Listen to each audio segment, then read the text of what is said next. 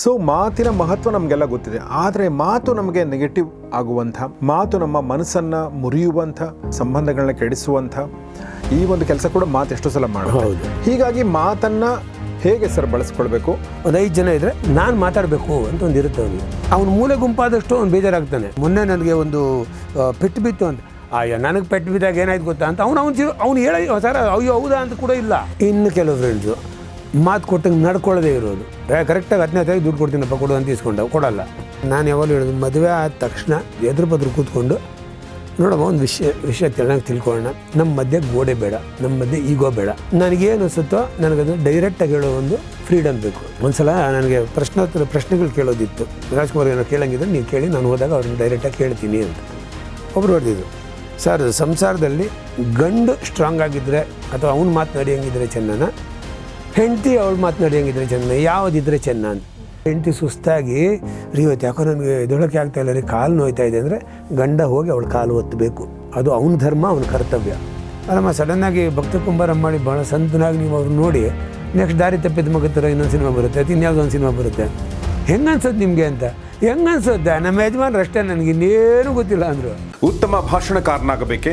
ಸಾರ್ವಜನಿಕ ವೇದಿಕೆಗಳಲ್ಲಿ ನಿರರ್ಗಳವಾಗಿ ಮಾತನಾಡಬೇಕೆ? ಇಲ್ಲಿದೆ ಕಲಿಯುವ ಸುವರ್ಣಾವಕಾಶ. Public speech and media management workshop, 1 ದಿನದ ಕಾರ್ಯಾಗಾರ, ಮಾರ್ಚ್ 8 ಭಾನುವಾರ. ಆಸಕ್ತರು ರಿಜಿಸ್ಟರ್ ಮಾಡಿಕೊಳ್ಳಿ.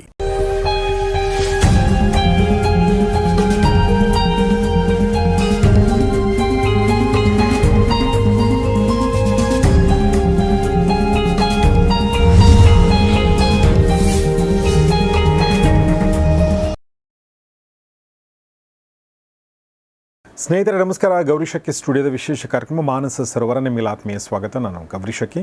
ನಮ್ಮ ಜೊತೆಗಿದ್ದಾರೆ ಆಧ್ಯಾತ್ಮಿಕ ಚಿಂತಕರು, ಲೇಖಕರು ಆಗಿರುವಂಥ Praveen Nayak sir. Sir welcome to the show. ನಮಸ್ತೆ. ನಮಸ್ಕಾರ.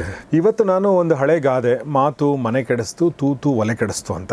ಬಟ್ ಫಸ್ಟ್ ನಾನು ಮಾತು ಮನೆ ಕೆಡಿಸ್ತು ಅನ್ನೋದ್ರ ಬಗ್ಗೆ ಮಾತಾಡಬೇಕು ಅಂದ್ಕೊಂಡೆ. ಭಾಳ ಸಲ ಕೆಲವೊಂದ್ಸಲ ನಾನು ಅಬ್ಸರ್ವ್ ಮಾಡಿದಾಗೆ ಮಾತು ಯಾರಿಗೆ ಸ್ಟ್ರೆಂತ್ ಆಗಿರುತ್ತೋ ವೀಕ್ನೆಸ್ ಕೂಡ ಆಗಿರುತ್ತೆ ಕೆಲವೊಂದ್ಸಲ.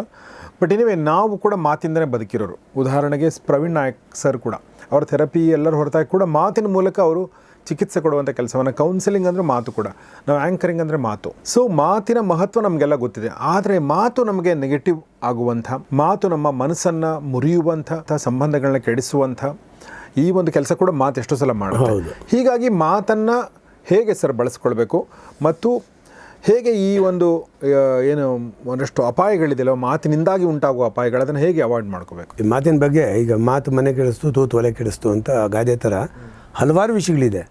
ಮಾತು ಬೆಳ್ಳಿ, ಮೌನ ಬಂಗಾರ ಅಂತಾರೆ. ಮಾತು ಬೆಳ್ಳಿ ಅದರಿಂದ ಎಷ್ಟೊಂದು ಕೆಲಸ ಆಗುತ್ತಲ್ಲ, ಮೌನ ಬಂಗಾರ ಅಂತಾರಲ್ಲ ಯಾಕೆ ಅಂತ ಅದ್ರ ಬಗ್ಗೆನೂ ಹೇಳ್ತೀನಿ. ಮೂರನೇದೇನಪ್ಪ ಅಂದರೆ ಇದಕ್ಕೆ ಉಲ್ಟಾಗಿ, ಇದು ನೆಗೆಟಿವ್ ಆಗಿ ಹೇಳಿದ್ದಾಯಿತು, ಮನಸ್ಸಿದ್ದರೆ ಮಾರ್ಗ ಅಂತ. ಮಾತು ಬಲ್ಲವನಿಗೆ ಜಗಳವಿಲ್ಲ, ಊಟ ಬಲ್ಲವನಿಗೆ ರೋಗವಿಲ್ಲ ಅಂತ. ಇದೆಲ್ಲ ನೋಡುವಾಗ ನೋಡಿ ಮಾತು ಎಷ್ಟು ಪ್ರಧಾನವಾಗಿದೆ ಅಂತ ಗೊತ್ತಾಗುತ್ತೆ. ಮಾತು ಎಂಥ ಒಂದು ಜಾಗನ ತಗೊಳುತ್ತೆ ಅಂತ ಈ ನಮ್ಮ ದೈನಂದಿನ ವ್ಯವಹಾರದಲ್ಲಿ. ಅದೇ ಮಾತು ನಮಗೆ ಮುಳ್ಳಾಗ್ಬೋದು, ಅದೇ ಮಾತು ನಮಗೆ ಒಂದು ದೊಡ್ಡ ಸ್ವರ್ಗನೇ ತೋರಿಸ್ಬೋದು.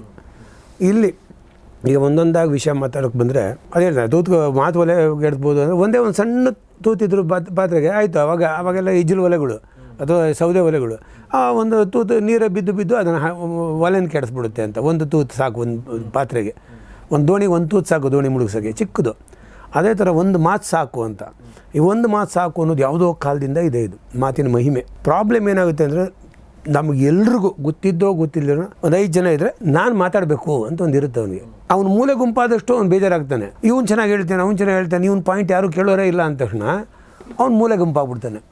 ಇಲ್ಲಿ ಡಾಮಿನೇಷನ್ ಅನ್ನೋದು ಒಂದು ಗುಂಪಲ್ಲಿ ಒಬ್ಬ ಈ ಥರ ಇರ್ತಾನೆ, ಒಬ್ಬ ಮಾತಾಡೋರು ಇರ್ತಾನೆ.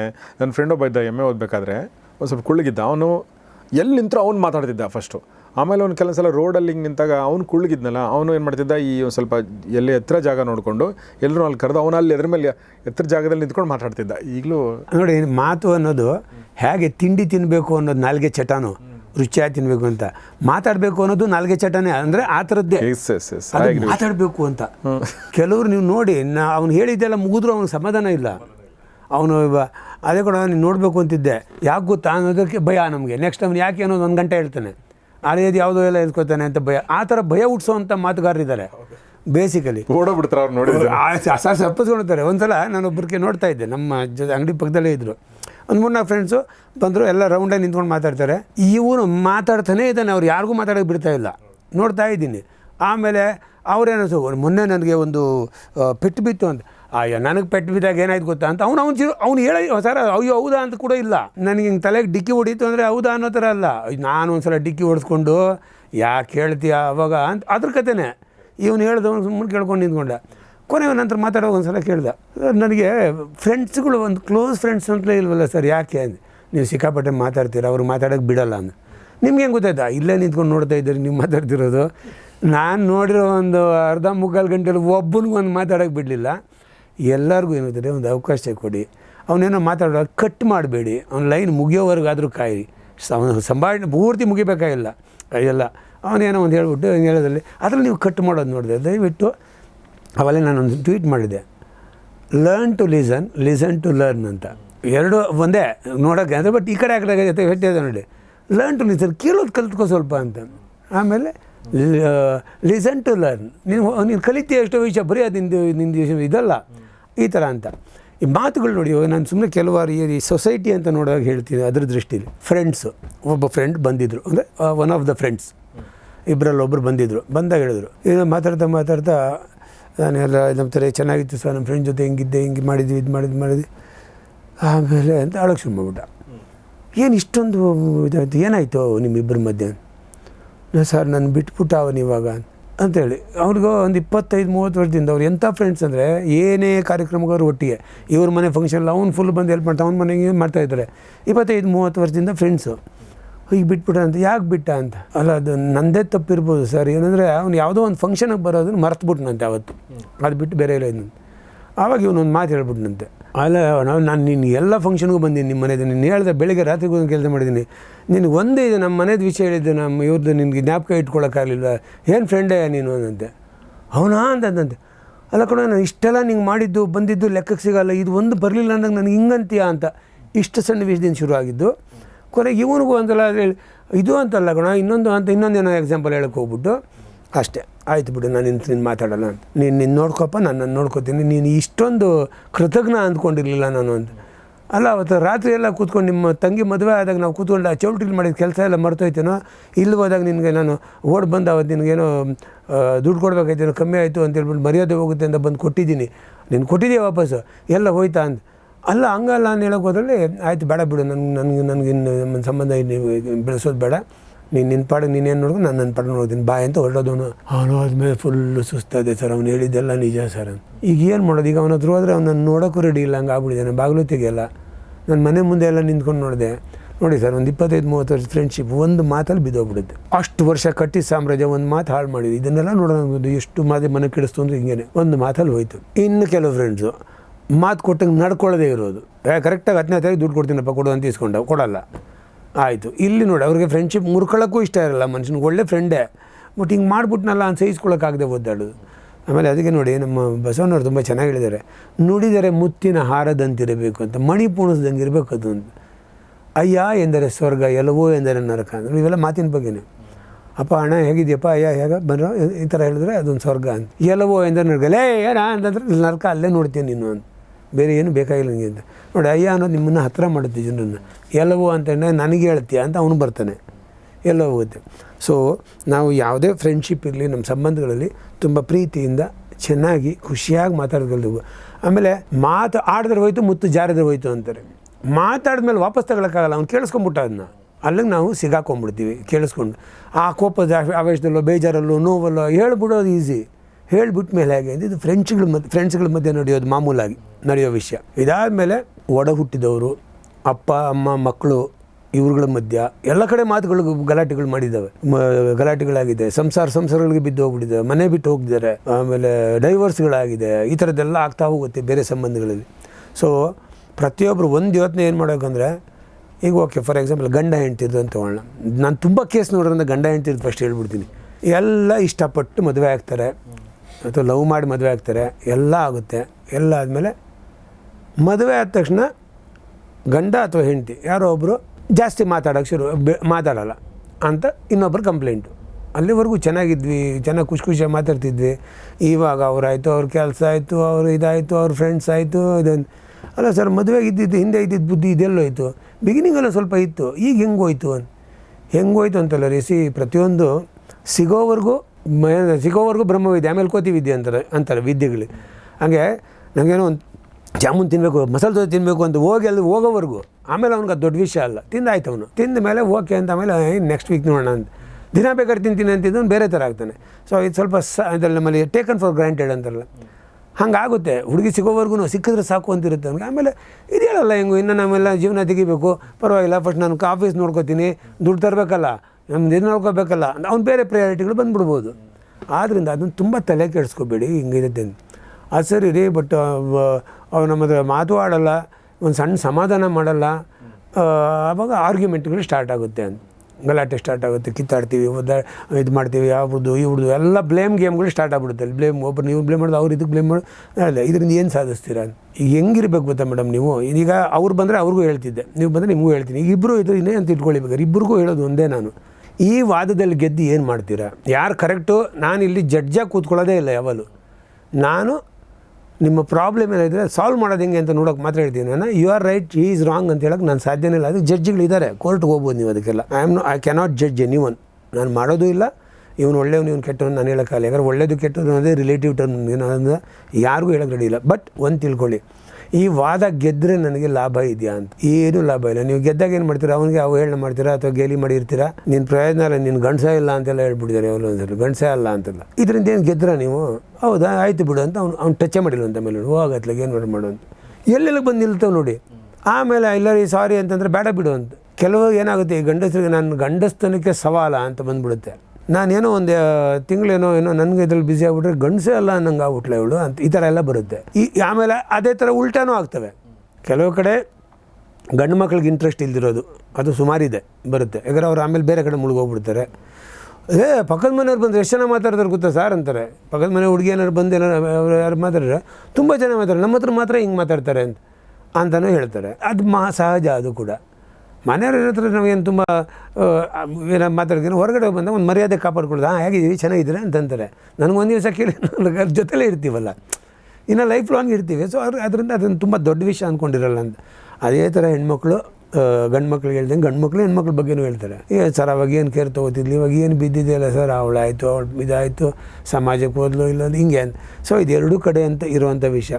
ಇಲ್ಲೂ ಅಷ್ಟೇ. ಒಂದೇನು ಗೊತ್ತಾ, ನಾನು ಯಾವಾಗಲೂ ಹೇಳೋದು, ಮದುವೆ ಆದ ತಕ್ಷಣ ಎದುರು ಬದ್ರು ಕೂತ್ಕೊಂಡು, ನಾನು ನಮ್ಮ ಮಿಸ್ಸಸ್ ಹತ್ರ ಹಂಗೆ ಮಾಡಿದ್ದೆ, ಎದುರು ಬದ್ರು ಕೂತ್ಕೊಂಡು ನೋಡಮ್ಮ ಒಂದು ವಿಷಯ ಚೆನ್ನಾಗಿ ತಿಳ್ಕೊಳ್ಳೋಣ, ನಮ್ಮ ಮಧ್ಯೆ ಗೋಡೆ ಬೇಡ, ನಮ್ಮ ಮಧ್ಯೆ ಈಗೋ ಬೇಡ, ನನಗೇನು ಅನಿಸುತ್ತೋ ನನಗದನ್ನು ಡೈರೆಕ್ಟಾಗಿ ಹೇಳೋ ಒಂದು ಫ್ರೀಡಮ್ ಬೇಕು ನಿನಗೆ. ನನಗೆ ಇವತ್ತು ನೀನು ಮಾಡಿದ್ದು ತಪ್ಪು ಅನಿಸ್ತು ಕಣೆ, ಆಯ್ತು ಮಾಡಿದ್ದು ತುಂಬ ಚೆನ್ನಾಗಿತ್ತು ಕಣೆ, ನೀನು ಹಿಂಗೆ ಮಾಡಬಾರ್ದಾಯ್ತು ಕಣೆ, ಇದು ಯಾವುದೋ ಅಫೆನ್ಸಿವ್ ಆಗಿ ಇಬ್ಬರು ತೊಗೊಳೋದು ಬೇಡ.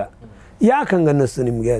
ಅಲ್ಲ, because of this if you are convinced try to change it. ನಾವು ಒಳಗಡೆ ಇಟ್ಕೊಂಡು ಕುತ್ಕೊಳ್ಳೋ ಬದಲು ಏನೇ ಇರಲಿ ನಾವು ಓಪನಾಗಿ ಮಾತಾಡೋಣ ಅಂತ. ಆಮೇಲೆ ನನಗಂತೂ ಯಾವಾಗ ಗಂಡ ಹೆಂಡ್ತೀರ ಅಂದ ತಕ್ಷಣ ನನ್ನ ಶಿವನೇ ಜ್ಞಾಪಕ ಬರೋದು, ಅವನು ಇಂಟ್ರೊಡ್ಯೂಸ್ ಮಾಡಿದ್ದು ಅಂತ ಇರೋದಿದು. ಸೊ 1 to 1 ಅಂತ ಒಂದು ಸಂಬಂಧ ಬೆಳಿಬೇಕು ಅಂತ ಮಾಡಿದ್ದು.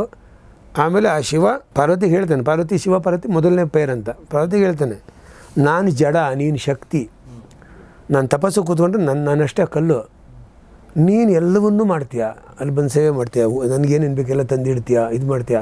ಅದು ಪಾರ್ವತಿ ಭಾವ ಪರೀಕ್ಷೆ ಅದರಲ್ಲಿ ಕಳೆದ ಚೆನ್ನಾಗಿ ಬರೆದಿದೆ ನನ್ನ ಕುಮಾರ ಸಂಭವ ಇದರಲ್ಲಿ ಎಲ್ಲ ಮಾಡ್ತೀಯ. ಆದ್ದರಿಂದ ನೀನು ಶಕ್ತಿ ಅಂತ, ನಾನು ಅರ್ಧ ನೀನು ಅರ್ಧ ನನ್ನ ಜೀವನದಲ್ಲಿ, ಅರ್ಧ ನಾರೀಶ್ವರ ಅಂತ ಕಲ್ಪನೆ ಇದೆಯಲ್ಲ ಅದು ಹೇಳ್ಬಿಟ್ಟು ಹೇಳ್ತಾನೆ. ಆ್ಯಂಡ್ ನಿನ್ನ ಅರ್ಧ ಇದೆಯಲ್ಲ ಇಟ್ ಈಸ್ ನನ್ನ ಅರ್ಧಕ್ಕಿಂತ ಬೆಟರ್, ಅಂದರೆ ಉತ್ತಮವಾದ್ದು ಅಂತ, ಬೆಟರ್ ಆಫ್ ಅಂತ ಹೇಳ್ತೀವಿ ನೋಡಿ ಇಂಗ್ಲೀಷಲ್ಲಿ, ಅಲ್ಲಿಂದ ಬಂದಿದ್ದು ಅಂತ. ಸೊ ನಾವು ಅರ್ಧನೇ, ಇಬ್ಬರು ಸೇರಿದ್ರೆ ಒಂದು, ನಾವು ಜೀವನ ಮಾಡ್ಕೊಂಡು ಹೋಗೋದು ಒಟ್ಟಿಗೆ, ಹಿಂಗಿದ್ರೆ ಜೀವನ. ಸೊ ಅದರ್ಧದಲ್ಲೂ ನಿನಗೆ ನಾನು ತುಂಬ ಪ್ರಾಮುಖ್ಯತೆ ಕೊಡ್ತೀನಿ ಅಂತ ಹೇಳ್ತಾನೆ. ಸೊ ಶಿವ ಪಾರ್ವತಿ ಜೋಡಿ ಅಂದರೆ ಮೊದಲನೇ ಜೋಡಿ. ಯಾರು ನೋಡಿದ್ರು ಅದೇ ಅಂತೀವಿ ನೋಡಿ, ಶಿವ ಪಾರ್ವತಿ ಥರ ಕಾಣ್ತಾರೆ ಅಂತೀವಿ. ಯಾವ ಬೇರೆ ದೇವ್ರ ಜ್ಞಾಪಕ ಬರೋಲ್ಲ. ಕೃಷ್ಣರಾಧೆ ಥರ ಕಾಣ್ತಾರೆ, ಸೀತಾರಾಮನ್ ಥರ ಯಾರೂ ಹೇಳಲ್ಲ. ಶಿವ ಪಾರ್ವತಿ ಅಂದರೆ ಹಂಗೆ ನಿಂತುಬಿಟ್ಟಿದೆ. ಅಂಥ ಒಂದು ಒಳ್ಳೆಯ ಸಂಬಂಧನ ಈ ಮಾತುಗಳಿಂದ ಹಾಳು ಮಾಡ್ಕೋತೀವಿ. ಅದಕ್ಕೂ ಒಂದು ರಾಜ್ಕುಮಾರ್ದು ಒಂದು ಎಕ್ಸಾಂಪಲ್ ಹೇಳ್ಬಿಡ್ತೀನಿ. ಒಂದು ಸಲ ನನಗೆ ಪ್ರಶ್ನೆಗಳು ಕೇಳೋದಿತ್ತು. ರಾಜ್ಕುಮಾರ್ ಏನೋ ಕೇಳಂಗಿದ್ರೆ ನೀವು ಕೇಳಿ, ನಾನು ಹೋದಾಗ ಅವ್ರನ್ನ ಡೈರೆಕ್ಟಾಗಿ ಕೇಳ್ತೀನಿ ಅಂತ. ಒಬ್ಬರು ಹೊಡೆದಿದ್ರು, ಸರ್ ಸಂಸಾರದಲ್ಲಿ ಗಂಡು ಸ್ಟ್ರಾಂಗ್ ಆಗಿದ್ದರೆ ಅಥವಾ ಅವ್ನು ಮಾತನಾಡಿಯಂಗಿದ್ರೆ ಚೆನ್ನ, ಹೆಂಡತಿ ಅವಳು ಮಾತನಾಡಿಯಂಗಿದ್ರೆ ಚೆನ್ನ, ಯಾವುದಿದ್ರೆ ಚೆನ್ನ ಅಂತ. ಯಾಕಂದರೆ ರಾಜ್ಕುಮಾರ್ ಅವ್ರ ಮನೆ ಪಾರ್ವತಮ್ಮವರೇ ಭಾಳಷ್ಟು ನೋಡ್ಕೊಳ್ಳೋದ್ರಿಂದ ನನಗೆ ಹಿಂಗೆ ಅನ್ನಿಸ್ತು. ಅದನ್ನು ನಾನು ಹೆಂಡತಿ ಹೇಳ್ತೀನಿ, ನೋಡಿ ಅವ್ರು ನೋಡ್ಕೊಂಡಿದ್ದಕ್ಕೆ ಹಂಗೆ ನೋಡ್ಕೋತಾರೆ ಅವರು, ಹಂಗೆ ಹಿಂಗೆ ಅಂತ ಏನೋ ಒಂದೊಂದು ಮಾತು ಹೇಳಿದ್ಲು. ಸೊ ಕೇಳ್ತೀರಾ ರಾಜ್ಕುಮಾರ್ ಅವ್ರನ್ನ ಅಂತ, ಯಾರು ಸ್ಟ್ರಾಂಗ್, ಯಾರು ಮಾತನಾಡಿದರೆ ಚೆನ್ನ ಅಂತ ಹೇಳ್ಬಿಟ್ಟು ಅಂತ. ಅದೇ ಸರ್ ಈ ಥರ ಬರೆದಿದ್ದಾರೆ, ಯಾರು ಮಾತು ಕೇಳಿ ಚೆನ್ನ, ಗಂಡನ ಮಾತು ನಡಿಬೇಕು ಮನೇಲಿ ಅಥವಾ ಹೆಂಡತಿ ಮಾತು ನಡಿಬೇಕು ಅಂತ. ಈ ಪ್ರಶ್ನೆ ಬಂದರೆ ಹೋಯ್ತು ಅಂದರು. ಯಾರು ನಡಿಬೇಕು ಅನ್ನೋದು ಆಮೇಲೆ, ಈ ಪ್ರಶ್ನೆ ಬರಲೇಬಾರ್ದು ಗಂಡ ಹೆಂಡತಿರ ಮಧ್ಯೆ ಅಂತ. ಅವಾಗ ಮಾತಾಡೋದು ನೋಡಿ, ನಾವು ಏನಾಗುತ್ತೆ ಇಲ್ಲಿ ಹೇಳ್ತೀನಿ ಹೇಳಿ, ಗಂಡ ನಾನು ಅವರು ಸುಮಾರು ಜನ ನೋಡಿರ್ತಾರೆ, ಮಾತಾಡ್ತಾರೆ, ಅವ್ರ ಹತ್ರ ಬಂದಿರ್ತಾರೆ ಮಾತಾಡೋಕ್ಕೆಲ್ಲ.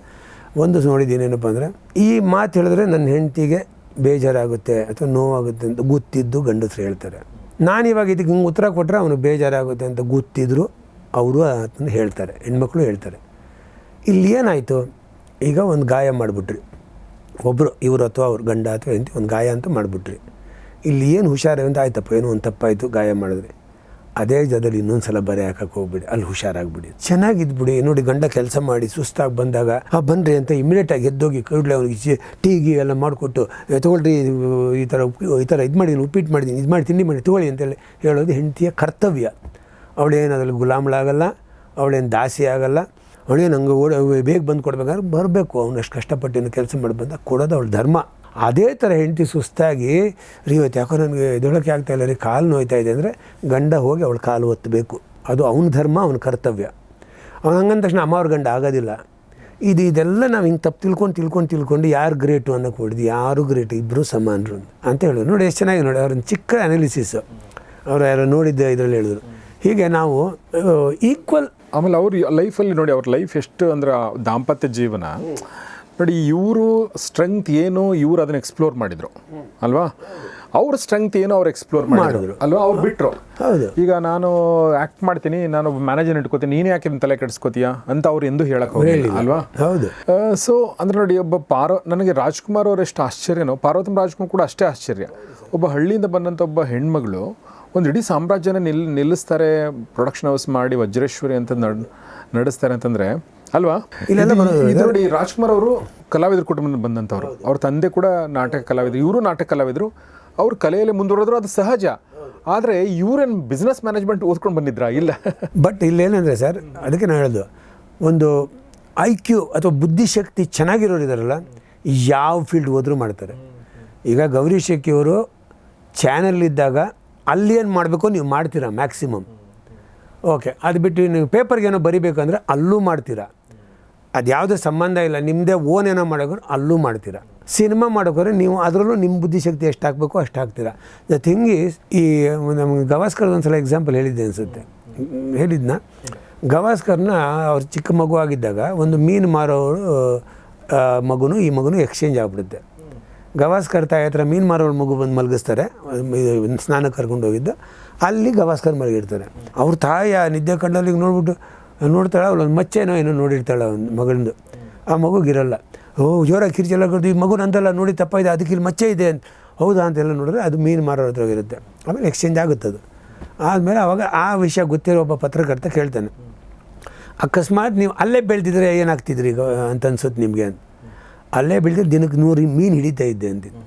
ಇಲ್ಲಿ 100 ರನ್ ಹೊಡಿಯೋಕ್ಕೆ ಅಂತ ಹೆಂಗೆ ಹೋಗ್ತಿದ್ನೋ, 100 ಮೀನು ಹಿಡಿದು ಸಹ ನಾನು ರೆಕಾರ್ಡ್ ಮಾಡ್ತಿದ್ದೆ ಅಲ್ಲೂ ಅಂತ. ಆ ಬುದ್ಧಿಶಕ್ತಿ ಇರೋರು ಯಾವ ಕ್ಷೇತ್ರಕ್ಕೆ ಹೋದರೂ ಅವ್ರ ಬುದ್ಧಿಶಕ್ತಿನ ತೋರಿಸ್ತಾರೆ.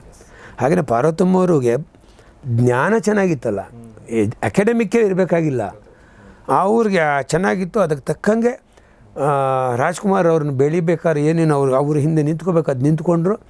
ಆಮೇಲೆ ನೋಡಿ, ಎಷ್ಟೋ ಕಥೆಗಳನ್ನ ಪಾರ್ವತಮ್ಮರೇ ಆಯ್ಕೆ ಮಾಡಿದ್ದಾರೆ, ಇದು ನಿಮ್ಗೆ ಚೆನ್ನಾಗಾಗುತ್ತೆ ರೀ ಅಂತ. ನಾನು ಹಂಗೂ ಸುಮಾರು ಕೇಳ್ತಾ ಇದ್ದೆ, ಅಲ್ಲಮ್ಮ ಸಡನ್ನಾಗಿ ಭಕ್ತ ಕುಂಬಾರಮ್ಮ ಮಾಡಿ ಭಾಳ ಸಂತನಾಗಿ ನೀವು ಅವ್ರು ನೋಡಿ ನೆಕ್ಸ್ಟ್ ದಾರಿ ತಪ್ಪಿದ ಮಗ ಥರ ಇನ್ನೊಂದು ಸಿನಿಮಾ ಬರುತ್ತೆ, ಅದು ಇನ್ಯಾವುದೋ ಒಂದು ಸಿನಿಮಾ ಬರುತ್ತೆ, ಹೆಂಗೆ ಅನ್ಸೋದು ನಿಮಗೆ ಅಂತ. ಹೆಂಗೆ ಅನ್ಸೋದೆ, ನಮ್ಮ ಯಜಮಾನ್ರು ಅಷ್ಟೇ, ನನಗೆ ಇನ್ನೇನು ಗೊತ್ತಿಲ್ಲ ಅಂದರು. ನನಗೆಲ್ಲ ಪಾತ್ರನೂ ಖುಷಿನೇ ನನಗೆ ಅಂತಂದರು. ಈ ಥರ. ಸೊ ಅವ್ರು ಒಬ್ರಿಗೊಬ್ರು ಎಷ್ಟು ಚೆನ್ನಾಗಿದ್ರು ಅಂತ. ಅದೇನೆ ನೋಡಿ, ಇನ್ನೊಂದು ನಾನು ಹೇಳಿದ್ದು ಗೊತ್ತಿಲ್ಲ, ಒಂದು ದಿವಸ ನಾವು ಮಾತಾಡ್ತಿರುವಾಗ ಪಾರ್ವತಮ್ಮವರು ಒಂದಿಷ್ಟು ಮಾತ್ರೆ 5, 6, 7 ಮಾತ್ರೆ ಇಟ್ಕೊಂಡು ಇಟ್ಕೊಂಡು ಹಾಕೊಂಡು ಹೊಡ್ಕಂತ ಕೊಡೋರು. ರಾಜ್ಕುಮಾರ್ ನೋಡ್ತಾ ಇದ್ರು, ನಾನು ತೊಗೋಬೇಕಾಗಿದ್ದ ಮಾತ್ರೆಗಳು, ಪಾಪ ಎಲ್ಲ ಜವಾಬ್ದಾರಿ ಅವಳು ತೊಗೋತಾ ಇದ್ದಾಳೆ ನೋಡಿ ಅಂತ. ನಾನು ಓಡಾಡಿದ್ದು, ನಾನು ಕಷ್ಟಪಟ್ಟು ನಾನು ಮಾಡಿದ್ದು ಏನೇನೋ ಮಾಡ್ತೀನಲ್ಲ, ನನಗೆ ಬರಬೇಕಿತ್ತು ಎಲ್ಲ ನನಗೇನು ಬರ್ದಂಗೆ ಎಲ್ಲ ಜವಾಬ್ದಾರಿ ತೊಗೊಂಡು ಪಾಪ ಅವಳು ಅನುಭವಿಸ್ತಿದ್ದಾಳೆ ಅಂತ, ಮಾತ್ರೆ ತೊಗೊಳ್ಳೋ ಪರಿಸ್ಥಿತಿ ಬಂದಿದೆ ಅಂತ. ನೋಡಿ ಎಷ್ಟು ಚೆನ್ನಾಗಿ ಮಿಡಿತಿತ್ತು ಅವ್ರ ಹೃದಯ ಅನ್ನೋದಿದೆಯಲ್ಲ. ಏನೋ ಅವ್ರ ಪಾಡಿಗೇನೋ ಇದ್ದಾರೆ, ನಮಗೇನೋ ಅವ್ರಿಗೇನೋ ಇದೆ ಇಲ್ಲ, ಆ ಥರ ಎಲ್ಲ ಇಲ್ಲ, ಛೇ ಅಂತ ತುಂಬ ವಿಷಾದ ವ್ಯಕ್ತಪಡಿಸಿದ್ರು. ಸೊ ಈ ಥರ ಇದ್ದುಬಿಟ್ರೆ ಚೆಂದ ಸರ್. ಯಾಕಂದರೆ ಇಡೀ ಜೀವನ ಒಬ್ಬರ ಜೊತೆ ಕಳೀತೀವಿ. ಇಲ್ಲಿ ಎಲ್ಲರೂ ಒಂದು ವಿಷಯ ಚೆನ್ನಾಗಿ ಏನು ಜ್ಞಾಪಕ ಇಡಬೇಕಂದ್ರೆ, ಈ ಗಂಡ ಹೆಂಡ್ತಿರು ಯಾಕೆ ಚೆನ್ನಾಗಿರಬೇಕು ಅಂದರೆ ಬಿಟ್ಬಿಡಿ ಮಿಕ್ಕಿದೆಲ್ಲ, ಆದರ್ಶಗಳು ಬಿಟ್ಬಿಡಿ, ಶಿವ ಪಾರ್ವತಿ ಬಿಟ್ಬಿಡಿ, ಎಲ್ಲ ಬಿಟ್ಬಿಡಿ. ನೀವಿಬ್ಬರು ಒಟ್ಟಿಗೆ ಒಂದು ಜೀವನ ಅಂತ ಮಾಡೋಕ್ಕೆ ಬಂದಿದ್ದೀರಾ, ನೀವು ಸಾಯೋವರೆಗೂ ಒಟ್ಟಿಗೆ ಇರ್ತೀರ. ಡೈವರ್ಸ್ ಆಗದೆ ಹೋದರೆ ಸಾಯೋವರೆಗೂ ನೀವೇ ಜೊತೆ, ನಿಮ್ಗೆ ಅವರೇ ಗತಿ, ಅವ್ರಿಗೆ ನೀವೇ ಗತಿ. ಇಲ್ಲಿ ಒಂದು ಚೆನ್ನಾಗಿ ಜ್ಞಾಪಕಗಳು, ಯಾರಿಗೆ ಯಾವ ಕ್ಷಣದಲ್ಲಿ ಯಾವ ಮಾನಸಿಕ ಕಾಯಿಲೆ, ಯಾವ ದೈಹಿಕ ಕಾಯಿಲೆ ಬರುತ್ತೋ ಅಂತ ಯಾರಿಗೂ ಗೊತ್ತಿಲ್ಲ. ನಿನ್ನೆವರೆಗೂ ಚೆನ್ನಾಗಿದ್ದ ಸರ್, ನೋಡಿ ಸರ್ ಇವತ್ತು ಅವನಿಗೆ ಇದಾಗೋಯ್ತು, ಇವನಿಗೆ ಹಿಂಗಾಗೋಯ್ತು, ಎಲ್ಲ ಬರುತ್ತೆ, ಕೇಳ್ತೀವಿ. ಸತ್ತೋಗುವಾಗಲೂ ಕೇಳ್ತೀವಿ, ಸರ್ ಸಾಯಂಕಾಲ ಮಾತಾಡಿ ಸರ್ ಬೆಳಿಗ್ಗೆ ಇಲ್ಲ ಅಂತ. ಹಂಗೇ ಸೊ ಈ ಕಾಯಿಲೆಗಳು ಬಂದಾಗ ನೀವೆಲ್ಲ ಒಬ್ರನ್ನೊಬ್ರು ಜಗಳ ಆಡಿಕೊಂಡು ಡೌನ್ ಮಾಡಿ ಅವ್ರನ್ನ ಇದು ಮಾಡಿದ್ರೆ ಅನುಭವಿಸಿವಾಗ ಅನ್ನೋದು ಬರುತ್ತೇವೆ ಅವ್ರ ತಲೆಯಲ್ಲಿ. ಇಲ್ಲ ನನ್ನ ಪಾರ್ಟ್ ನಾನು ಇವ್ರನ್ನ ಸರಿ ಮಾಡಬೇಕು ಅನ್ನೋ ಛಲ ಗಂಡನಿಗೂ ಬರಲ್ಲ, ಹೆಣ್ಣಿಗೂ ಬರಲ್ಲ.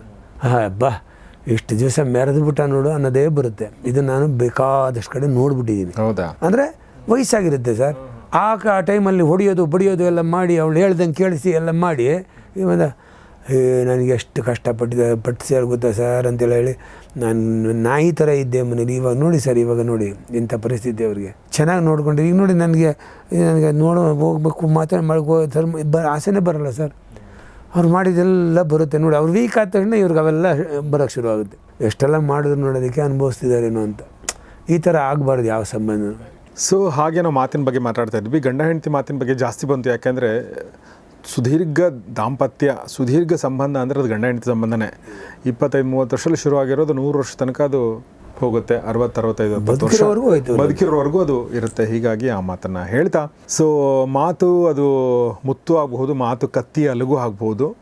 ನೋಡಿ, ಒಂದು ಮಾತಿಂದ ನಾವು ಎಷ್ಟು ಡೌನ್ ಆಗ್ತೀವಿ, ಒಂದು ಮಾತು ನಮ್ಮಲ್ಲಿ ಹುಮ್ಮಸ್ಸು ತುಂಬುತ್ತೆ. ಆ್ಯಕ್ಚುಲಿ ಏನು ಚೇಂಜ್ ಆಗಿರುತ್ತೆ? ಒಂದು ಸಲ ದುನಿಯಾ ವಿಜಿ ಒಂದು ಮಾತು ಹೇಳಿದ್ರು ನನಗೆ, ಯಾವುದೇ ಕಾರಣಕ್ಕೂ ಈಗ ನಿಮ್ಗೆ ಯಾರೋ ತೆಗಳಿದ್ರೆ ಕುಗ್ಗಬಾರ್ದು ಅಂತ ಹೇಳೋದೆಲ್ಲದು ಕೇಳಿದ್ವಿ. ಅವ್ರು ಇನ್ನೊಂದು ಮಾತು ಹೇಳಿದರು, ಹೊಗಳಿದ್ರು ನೀವು ಹಿಗ್ಬೇಡಿ ಅಂದರು ಅವರು. ಹೊಗಳಿದ್ರು ಹಿಗ್ಬೇಡಿ, ತೆಗಳಿದ್ರು ಕುಗ್ಬೇಡಿ. ಅವೆರಡೂ ನಿಮಗೇನು ಏನು ಡಿಫ್ರೆನ್ಸ್ ಮಾಡ್ತವೆ? ಏನೂ ಡಿಫ್ರೆನ್ಸ್ ಮಾಡಲ್ಲ. ನನ್ನ ಲೈಫಿಗೆ ಈಗ ನೀವು ಚೆನ್ನಾಗಿ ಮಾಡ್ತಾ ಇದ್ದೀರಿ ಅಂದರೆ ನನ್ನ ಡಿಫ್ರೆನ್ಸ್ ನನಗೇನಾಯಿತು? ಏನೂ ಆಗಲಿಲ್ಲ. ನನ್ನ ಲೈಫಿಗೆ ಏನು ಎಕ್ಸಿಸ್ಟಿಂಗ್ ಲೈಫಿಗೆ ಏನೂ ಚೇಂಜ್ ಆಗಿಲ್ಲ. ನೀವು ಚೆನ್ನಾಗಿ ಮಾಡ್ತಾಯಿಲ್ಲ, ಕೆಟ್ಟದಾಗಿ ಮಾಡ್ತಾರೆ ಅಂದರೆ ಏನೂ ಚೇಂಜ್ ಆಗಲಿಲ್ಲ. ಬೇಸಿಕಲಿ ಏನಂದರೆ ನಾನು ಏನು ಅಂದರೆ ಅಂದರೆ ಮಾತಿಗೆ ಅಂತ ಶಕ್ತಿ ಇದೆ ಅನ್ನೋ ರೀತಿಲಿ ಹೇಳಿದೆ. ಅಂದರೆ ಅದನ್ನು ತೊಗೊಂಡ್ಬಿಟ್ರೆ ನೀವು ಅವ್ರು ಚೆನ್ನಾಗಿಲ್ಲ ಅಂದಾಗ ನೀವು ಕುಗ್ಗಿ ಹೋಗ್ಬಿಡ್ತೀರಾ ಅಲ್ವಾ? ನೀವು ಮಾಡೋ ಅಂಥದ್ದನ್ನು ಬಿಟ್ಬಿಡ್ತೀರಾ. ನೀವು ಚೆನ್ನಾಗಿದೆ ಅಂದರೆ ನೀವು ಹಿಗ್ಬೋದು. ಅಂದರೆ ಶಕ್ತಿ ಅಂತೂ ಇದೆ ಅದಕ್ಕೆ. ಬಟ್ ನಿಮ್ಮ ಒಳಗಡೆ ಆ ಶಕ್ತಿ ಇದ್ದರೆ, ಅಂದರೆ ನಿಮಗೆ ಸ್ವಯಂ ಪ್ರೇರಣೆ ಕೊಡುವಂಥ ಶಕ್ತಿ ಇದ್ದರೆ ಬೇರೆ ಯಾವುದು ಬೇಕೇ ಆಗಲ್ಲ ಹಂಗೆ ನೋಡಿದರೆ. ಬಟ್ ಎಲ್ರಿಗೂ ಆ ಥರ ಶಕ್ತಿ ಇರಲ್ಲ. ಹೀಗಾಗಿ ನಾವು ಇನ್ನೊಬ್ರಿಗೆ ಮಾತು ಹೇಳೋದಾಗಲಿ ಅಥವಾ ನಮಗೆ ಇನ್ನೊಬ್ರು ಮಾತು ಹೇಳೋದಾಗಲಿ ಅವೆಲ್ಲವೂ ಕೂಡ ಸಂಭಾಳಿಸ್ಕೊಂಡು. ಇಲ್ಲಿ ತೊಂದರೆ ಏನಾಗಿದೆ ಸರ್, ಮನುಷ್ಯನಿಗೊಬ್ಬನಿಗೆ ಮಾತು ಬರೋದು. ಸ್ಪಷ್ಟವಾಗಿ ನನ್ನ ಅಭಿಪ್ರಾಯ ನಿಮ್ಗೆ ಹೇಳೋಕ್ಕಾಗೋದು ನನಗೆ ಅಲ್ಲ. ಪ್ರಾಣಿ ಪಕ್ಷಿಗಳಿಗೆ ಬರುತ್ತೇನೋ, ಅದು ನಮಗೆ ಅರ್ಥ ಆಗೋದಿನ ಸರ್. ಅವು ನಮ್ಮಷ್ಟು ಪ್ರಿಸೈಸಾಗಿ ಮಾಡೋಕ್ಕಾಗಲ್ಲ. ನಮಗೆ ಪ್ರತಿಯೊಂದು ಫೀಲಿಂಗ್ಸಿಗೆ ನಾವು ಕರೆಕ್ಟಾಗಿ ನಿಮ್ಗೆ ಡಿಫೈನ್ ಮಾಡಿ ನಾನು ಇವಾಗ ಯಾವ ಸ್ಥಿತಿಲಿ ಅಂತ ಹೇಳ್ತಾ ಅವು ಬರೀ ಕಣ್ಣೋಟದಲ್ಲೇ ತೋರಿಸ್ಬೇಕಾಗುತ್ತೆ. ನೋಡಿ, ಆ ಬಂಧನ ಅದು ಅವ್ರ ಹೊಟ್ಟೆ ಹಸುವಾಗೋವರೆಗೂ, ಆಮೇಲೆ ಹೋಗಲೇಬೇಕು. ಏನೋ ಸತ್ತೋಗಿರೋದ್ರ ಜೊತೆ ಒಂದೆರಡು ದಿವಸ ಒದ್ದಾಡೋದು ಇನ್ನೊಂದು ನಾಯಿ, ಆಮೇಲೆ ಹೋಗಲೇಬೇಕು. ಈ ಮಾತು ಪ್ರಿಸೈಸಾಗಿ ನಿಮಗೆ ಗೊತ್ತಾಗೋದ್ರಿಂದ ಇಲ್ಲಿ ನಾವು ಹುಷಾರಾಗಿರ್ಬೇಕು. ಚಟ ಅಂತೀವಲ್ಲ, ಮಾತಾಡೋ ಚಟವನ್ನು ಅದನ್ನು ಬಿಡಬೇಕು ತುಂಬ ಸಲ. ಬಟ್ ಇಲ್ಲಿವರೆಗೂ ಬರಲಿ ಸರ್. ಈಗ ನನ್ನ ಗಂಡ ನಂಗೆ ಹಿಂಗೆ ಹೇಳ್ದ, ಅದಕ್ಕೆ ಕಾರಣ ಏನೋ ನನಗಿದೆ, ನನಗೆ ಗೊತ್ತಿದೆ. ಈಗ ಹೇಳಿದ್ರೆ ಅವ್ನು ಸುಸ್ತಾಗ್ಬಿಡ್ತಾನೆ ನೋಡು, ಅಂಥ ಕಾರಣ ಅವ್ನು ಮಾಡಿದ ತಪ್ಪಿದು, ಅದನ್ನು ಹೇಳ್ತೀನಿ ನೋಡು ಅಂತ ಇಲ್ಲಿವರೆಗೂ ಬಂದ್ರು ಬೇಕಾ ಅಂತ ಒಂದು ನಿಮಿಷ ಯೋಚನೆ ಮಾಡಿ. ಇದು ಹೇಳ್ಬಿಟ್ಟು ಏನು ಸಾಧಿಸ್ತೀನಿ ಹಿಂಗೆ ಅಂದ್ಬಿಟ್ಟು ಅವ್ನು ಕೋಪಿಸ್ಕೋತಾನೆ. ಇದನ್ನೆಲ್ಲ ಜ್ಞಾಪಕ ಇಟ್ಕೊಂಡು ಕೂತಿದ್ಯಾ ಅಂತಾನೆ. ಮತ್ತೆ ಅಂತ ಹೇಳ್ಬಿಟ್ಟು ಅವ್ರದ್ದು ಹೋಗೋದ, ಇಲ್ಲ ರೀ ಪರವಾಗಿಲ್ಲ ರೀ, ಏನೋ ಆಗಿರ್ಬೋದು ರೀ, ನೆಕ್ಸ್ಟ್ ಚೆನ್ನಾಗಿ ಮಾಡೋದು. ನೀವು ಅದನ್ನು ಸ್ವಲ್ಪ ಸರ್ ಮಾಡಿಕೊಂಡು ನಾವೇ ಡೌನ್ ಆಗಬೇಕಾ ಅಂತ ಅಂದ್ಕೊಬಿಡಿ. ನಾವೇ ಕಾಂಪ್ರಮೈಸ್ ಮಾಡೋ, ಕಾಂಪ್ರಮೈಸ್ ಅಲ್ಲ ಇದು, ಜೀವನ ಕಟ್ಟೋ ವಿಧಾನ. ಹೇಳ್ಬಿಟ್ಟು ಹಾಳಾಗೋದಕ್ಕಿಂತ ಹೇಳದೆ ಬಾಯಿ ಮುಚ್ಕೊಂಡಿರೋದು ಒಳ್ಳೇದು ಅಂತ. ತುಂಬ ಚೆನ್ನಾಗಿದೆ ಈ ವಿಷಯಗಳು. ಸೊ ಹಾಗೆ ಮಾತಿನ ಮಹತ್ವವನ್ನು ಪ್ರವೀಣ್ ನಾಯಕ್ ಸರ್ ತುಂಬ ಚೆನ್ನಾಗಿ ಹೇಳಿದರು. ದಯವಿಟ್ಟು ಅರ್ಥ ಮಾಡ್ಕೊಳ್ಳಿ ಅಷ್ಟೇ. ನಿಮ್ಮ ಅನಿಸಿಕೆಗಳನ್ನ ದಯವಿಟ್ಟು ಕಮೆಂಟ್ ಬಾಕ್ಸಲ್ಲಿ ತಿಳಿಸಿ. ಸರ್ ತುಂಬ ಥ್ಯಾಂಕ್ಸ್, ನಮ್ಮ ಜೊತೆ ಎಷ್ಟೊತ್ತು ಮಾತಾಡಿದ್ರಿ. Thank you. ಸೊ ನಿಮ್ಮ ಅನಿಸಿಕೆಗಳಿಗೆ, ಅಭಿಪ್ರಾಯಗಳಿಗೆ ಸ್ವಾಗತ. ಏನಾದರೂ ಪ್ರಶ್ನೆಗಳಿದ್ರೆ ಅದನ್ನು ಕೂಡ ತಿಳಿಸಿ. ನೋಡ್ತಾರೆ ಗೌರಿಶಿಕ್ ಸ್ಟುಡಿಯೋ, ನೋಡ್ತಾರೆ ಮಾನಸ ಸರೋವರ ಕಾರ್ಯಕ್ರಮ. ನಮಸ್ಕಾರ. ಉತ್ತಮ ಭಾಷಣಕಾರನಾಗಬೇಕೆ? ಸಾರ್ವಜನಿಕ ವೇದಿಕೆಗಳಲ್ಲಿ ನಿರರ್ಗಳವಾಗಿ ಮಾತನಾಡಬೇಕೆ? ಇಲ್ಲಿದೆ ಕಲಿಯುವ ಸುವರ್ಣಾವಕಾಶ. Public speech and media management workshop, 1 ದಿನದ ಕಾರ್ಯಾಗಾರ, ಮಾರ್ಚ್ 8 ಭಾನುವಾರ. ಆಸಕ್ತರು ರಿಜಿಸ್ಟರ್ ಮಾಡಿಕೊಳ್ಳಿ.